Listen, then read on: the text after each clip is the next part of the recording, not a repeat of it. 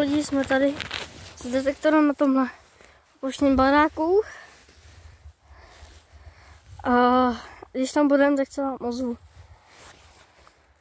Tak jo, dostat přes tady tu hromadu a dostat je tam pak, dostat se tam je fakt strašný. To jsou kopřivy.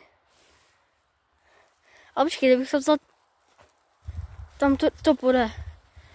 To půjde možná tam tudy. Konečně jsme našli vchod, nebo ne vchod, ale se tam může jít. Ty, mám spadl. Jo, tady jsou všude kopřivě a další. Jo, jsme tady. Jestli tady někdo s náma je, dotkněte se tohohle přístroje. Co držím v ruce.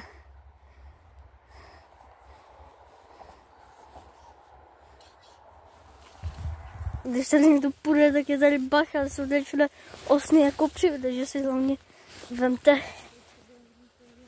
Jsme tady je nejspíš střecha tady byla. Takže já se potřebuji dostat sem. Ty krásu, tak tady jsou metrny.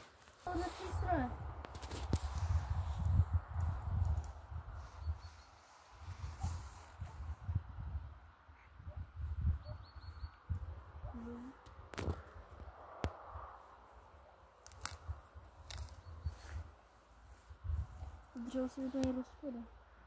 A to je střecha. Jestli tady někdo je, tady v tom, jestli tady by někdo byl, tady v tom baráku, dotkněte se tady toho přístroje, co držím v ruce. No se přibližte.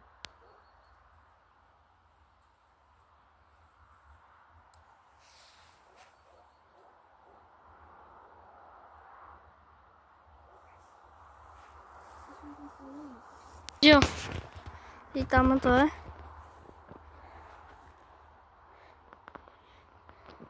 Tak jestli tady na tomhle místě někdo je, dotkněte se tohohle přístroje, co teďka je na té trubce, nebo v té trubce.